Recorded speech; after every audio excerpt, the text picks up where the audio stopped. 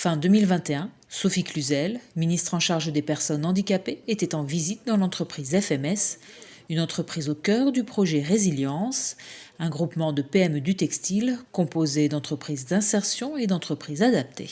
Nous voulions rencontrer Sophie Cluzel et lui faire visiter, à Madame la ministre, ce que nous avons fait ensemble finalement. Car au lendemain de la prise de décision de confiner tout le pays en avril 2020, il s'est avéré un sujet de comment résister ensemble pour continuer à travailler, continuer à permettre à tous les salariés, notamment ceux qui sont en situation de handicap de l'entreprise, de pouvoir continuer à faire leur travail.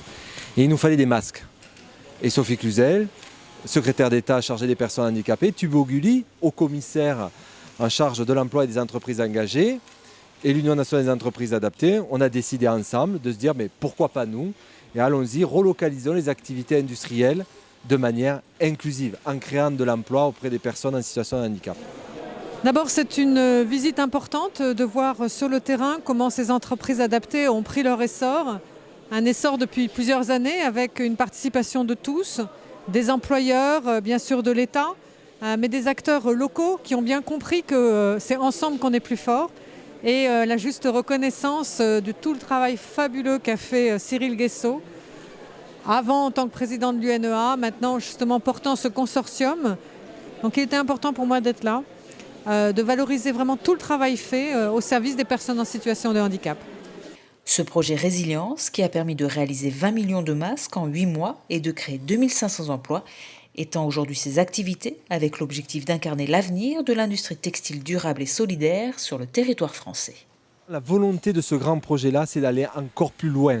C'est de se dire, on va participer à la relocalisation industrielle à travers les activités textiles. On s'est aperçu qu'il y avait des carences. Donc on a confié à Résilience le soin de nous amener, de nous accompagner à travers la professionnalisation, à travers la recherche et développement sur de nouveaux produits.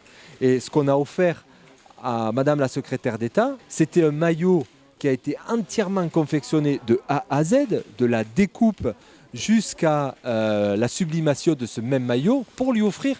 Elle a vu ce qu'on a créé ensemble en 2 ans. Maintenant, on va aller encore plus loin. C'est-à-dire qu'on est en train de parler du tissage. Pourquoi pas faire des partenariats, et notamment ici dans les Landes avec les chambres de l'Atlantique, pour créer du tissage en chanvre et d'avoir un tissu. C'est-à-dire que vraiment, on pourra aller jusqu'à 100% de tout le vêtement made in land, made in France, relocalisé entièrement sur notre territoire. Les entreprises du projet Résilience ne manquent pas d'ambition pour produire des vêtements qui seront non seulement à 100% fabriqués en France, mais également solidaires et inclusifs. Ça veut dire quoi une société inclusive? Ça veut dire une société qui est capable de reconnaître en fait derrière les singularités, derrière les fragilités, derrière la diversité, la capacité, le talent de chacun, de le reconnaître et puis de l'intégrer dans un collectif et dans un projet de société. Et donc c'est ça une société inclusive. Aujourd'hui, il y a trop de gens qui sont sur le bord de la route, de par leur singularité, de par parfois les difficultés qu'ils peuvent rencontrer. Et notre objectif, c'est de faire en sorte que les entreprises, les organisations soient capables d'accueillir chacun et de valoriser les compétences comme peut le faire au FMS. En se regroupant en consortium, ces entreprises adaptées et solidaires sont désormais en capacité de répondre aux demandes de sous-traitance de grands groupes industriels. Alors il y a certaines entreprises adaptées comme nous qui allons pouvoir faire par exemple toute la chaîne sur des faibles quantités. Et donc on a à peu près aujourd'hui sur les 100 entreprises, on en a une vingtaine qui sont capables de faire toute la chaîne. Et les 80 autres entreprises adaptées d'insertion sont en train d'évoluer pour arriver à la même hauteur que nous. Et en attendant, soit on se partage finalement quelque part des bouts du processus d'industrialisation, ou bien on partage la capacité. Et bien, en fonction des cahiers des charges et des besoins, on arrive à se coaliser pour produire vraiment en masse tout ce qui est besoin. Et des produits très techniques, comme par exemple tout dernièrement les turbulettes, ce qui est un produit très technique qu'on arrive à faire en masse sur plusieurs centaines de milliers de modèles.